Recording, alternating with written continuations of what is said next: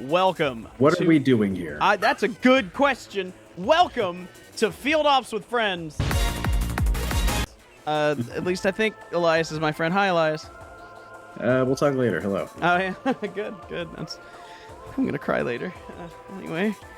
Hey, look, I decided that we should do some Metroid, and Metroid Prime's really good, and Elias knows Metroid Prime really well, so I was like, hey, Elias, you want to play Metroid Prime? And as soon as, as I was typing it out, right, he had no idea what I was saying.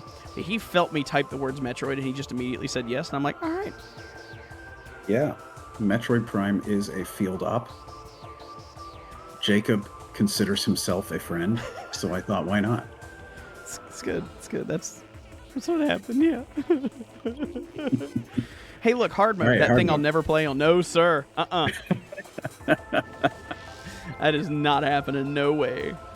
I die enough on regular. You? No, mine maybe twice. It depends. Is your go-to game mode hard mode or no? I play this game randomized more than anything these days, and I don't think that rando keeps hard mode in mind. For some things. I mean, mostly just one thing, but like combat level tricks and stuff, it expects normal. That's interesting. So the difference between normal and hard, is it just like combat numbers? Everything just takes more to kill.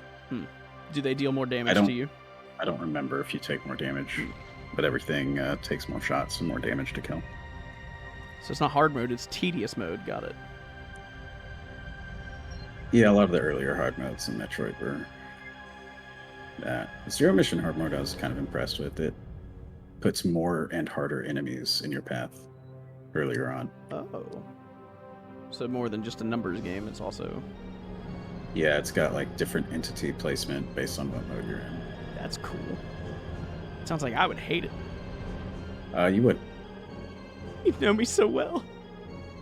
Hard mode, aside from like Dread, hard mode tends to be like, okay, I have done that. I have proven to myself I can do it. I have no reason to do this again. That's fair. It's like veteran on the older Call of Duty games. It's like, I did it. Yeah. I got the achievement. There is no reason to play on this difficulty ever again. So this is going to be really interesting for me because the first game that we did for Field Ops with Friends was Pokemon Snap. And that's a very short game. The first one? Yep. Old N64. Very short. So it was only just a few episodes. And, you know. I can't remember. Do you... In the first Pokemon Snap, do you need to reach like a Snap threshold to unlock the Mew level, or does it just happen after you've done all of them? So, what you have to do to unlock that is take pictures of each of the like constellation things. Okay. Yeah, I forgot about that. Yeah, but in order to do that, you have to make it to the valley.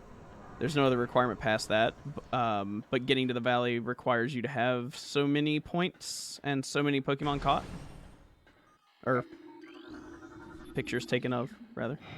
So did you do all that? Yeah. I got Mew. Okay. Doing the game all the way through and getting a really good picture of Mew. I can do it in just under an hour, usually. It's a very short game, if you know what you're doing. I only played the first one when I was a kid, and I remember having to ask friends and figure out how to get to the Mew level once I realized it existed. Well, the thing about the Mew level, right, is... Oh, man, there's a lot to unpack there, but it's very obscure, some of the stuff. Like, once you know, it's the easiest thing in the world, right? But you gotta know to play the flute near the Vileplume so that it stops puffing out smoke so that you can see the Cubone statue thing. It's like, okay, sure. Yeah. It's got some weird stuff. Some of that carried over to the new one, too. I enjoyed what I played of the new one. I don't think I finished it, though. I finished it, but I didn't, unlock all the secrets, so to speak. I remember the big event stuff was really cool. Like the large Pokemon the event of that game that I remember. I don't remember it either. Yeah, I gotta be honest with you, I don't remember any of them. But I remember I liked them, which I don't know what that says about me, but you know, I don't remember anything about it, but I know I enjoyed it. Speaking of things we enjoy, so Metroid Prime, am I right? Yeah, it's something I enjoy. Would you say it's your favorite Metroid game? It is currently tied for my favorite Metroid game, yes. Tied. Interesting. What holds the other spot? Metroid Dread. Okay. Well, Dread's 2D, so this would be your favorite 3D then, yeah? Oh, yeah. Now, was this your first Metroid game? Dread's technically 3D, but you know. Is it considered 3D? Or is it like 2.5D or something? I don't know. It's 2.5D, yeah. It's fully 3D models, but it's almost always on the 2D plane for side-scrolling. Interesting. I had no idea that the Dread was going to do as well as it did. And I am glad that it did. Yeah, all Thank you, Nintendo Switch. Yeah. And you had mentioned that Dread was like a scrapped idea originally from like many years ago. A couple times, yeah. After Fusion, the Metroid guy was like, we should do one where Samus gets stalked even more. So I have this idea with the enemies and everything, and they were trying to figure out how to do it on the DS, and couldn't do it because the DS couldn't handle it. So they just put the idea on ice, but not before Nintendo Power and their list of upcoming games be like, oh, they're doing Metroid 5, Metroid Dread. Yeah, we'll go ahead and list that in upcoming. Oops. All of us Metroid fans are just like, oh, they just kind of slipped that in there. What's Metroid Dread? That sounds cool.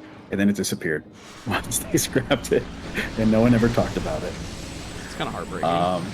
So we were just like, I guess they, decided not to do whatever that was. And then how many years later? At some point between then and the Switch, they revisited it, decided not to do it again. But then once they started working with Mercury Steam for Seam's Returns, at some point during the development of that, he was like, they could probably do Dread pretty well. And we have this new system coming out. Let's do Metroid Dread. I actually think that's really cool that they, kept that idea for all those years. Now, I think so as well. Now, before we walk into here, I'm going to let you do the explaining because I don't know exactly how it all works. But this is a 1.0 version of the game, which affects how missiles are used. How they can be manipulated, yes. Yeah, that. Would you like me to talk about that? Yes, please. I would. I accidentally walked into the boss fight, though. So the cooldown after you fire a missile, where it prevents you from firing another one, to where you can just missile spam super quickly if you can mash the button. Yeah. Can be canceled if you switch back to power beam, which is pressing A, or whatever beam you have, but power beam's fastest. Or if you are actively switching a beam, which the game counts as just if you're on power beam holding up on the C stick or something. So, as you can see Jacob doing here, if you press basically YA back and forth in succession a lot, or hold the C stick up and do a claw grip where you just spam the Y button, you can just turn your cannon into a shotgun with missiles and or machine gun, and just, it does insane damage. Yeah. Like, you're supposed to scan this boss to realize, the weak point is the head, and it moves the targeting reticle to the head. That's cool, actually. But you still made just quick work of it. Anyway. Do the missiles do more damage to the head than the body? Anything does more damage to the head than the body. And you can manually aim, which is what speedrunners do to the head. Wow. So prevent having to sit there and scan it? Yeah, which is what I do. I just quickly scan it and then missile spam. Because I can't aim fast. Me either. So, you explain to me why us killing that queen parasite is causing this entire ship to implode in on itself? That parasite escaped into the reactor core, which was the room you fought it in. And when you killed it, it fell into the bottom of it and gunked up the works, and the reactor's now exploding. Ah. That's, that actually makes a lot of sense. I thought there was going to be some dumb reason, but you got me. Don't worry. There will be dumb reasons for other things later, I'm sure. Fair enough. What are these? Are they just like the baby versions of that boss? Yeah, those are parasites. You fought the parasite queen. Interesting. They're probably very upset with me. Understand? Yeah, they just kind of kamikaze into you and sometimes do 1 damage. That's... wow. I have so many questions I want to ask, but I want to like pace myself, you know? Also, Molasses and I didn't do it when we were doing Pokemon Snap. But Elias and I will be sharing the controller. So that way... Yes, we're sitting right next to each other, and I'm anxiously awaiting to just grab the controller from him. It's true. Whenever he gets so bad, I can't stand it. He's already slapped my hands like 3 times. It's a problem. It's not.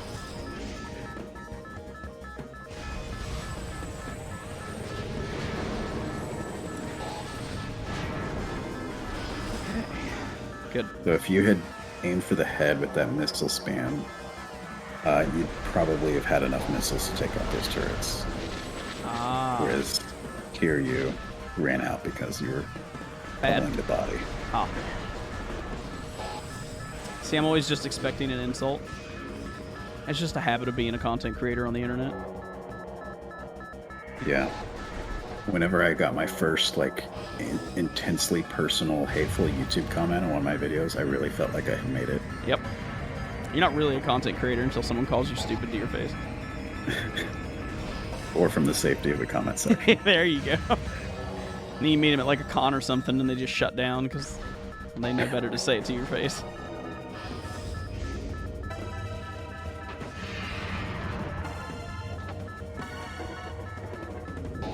See, if people like Metroid, I'm totally down for more Metroid games, so I don't want to like do a deep dive into the plot of every Metroid game if we're going to do other Metroid games. But, Plot is Ridley's here. Yeah. And he's escaping. Yeah. Making it harder for you to do so. That's just rude. Yeah, Ridley's kind of pretty rude. So how much of like the Metroid backstory is stuck in like supplemental materials like comics and such?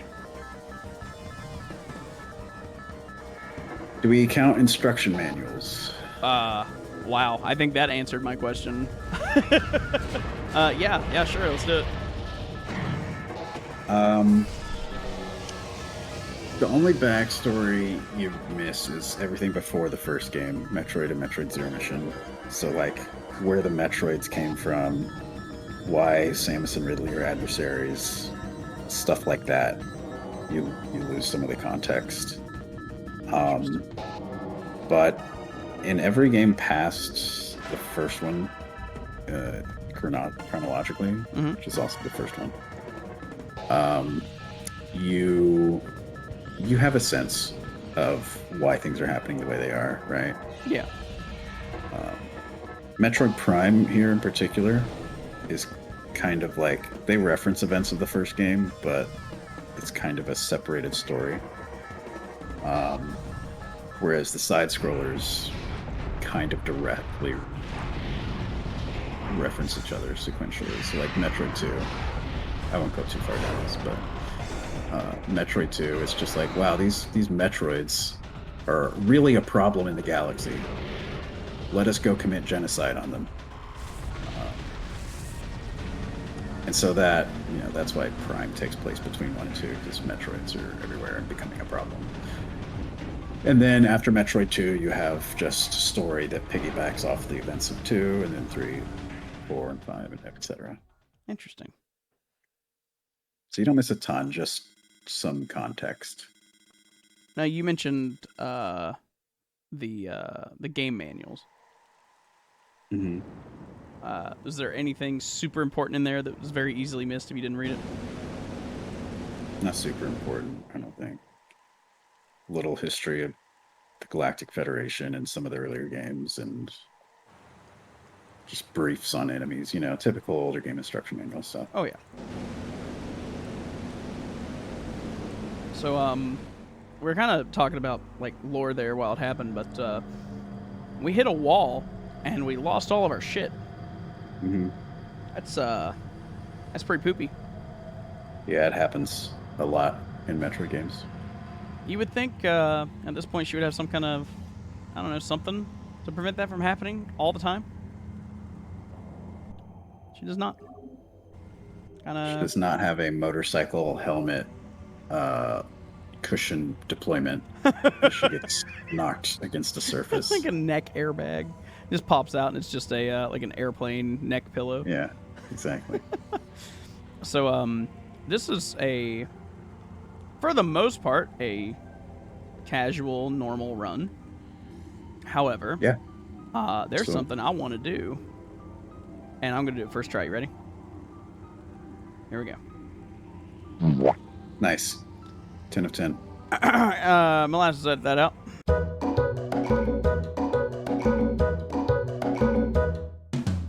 Okay, see? First try, easy peasy. Totally saw me do that. It was first try, is great. All right, so. Uh-huh. Yep. See, Elias is here. He'll back me up. Uh-huh. See, it's fine. And this is how you get space jump boots early. Yeah. Totally glitchless, trickless run here. Hey, I like being able to double jump, okay? It's like, it doesn't feel right when you can't do it. I'm sorry. Spoiler alert for Prime 3. You start with double jump and never lose it. That's amazing. You know what else is amazing? What? The end of episode 1. Hey, yo. We did it. Be sure to like and subscribe and ding that bell and leave a comment about your favorite part of this episode. Wow, you did better than anything I did in Molasses and I's episodes just with that. Look, I have a dark past as a YouTuber, okay? We can talk about it. Oh, we're very much going to talk about that on the next episode of Field Ops with Friends. Thanks for watching.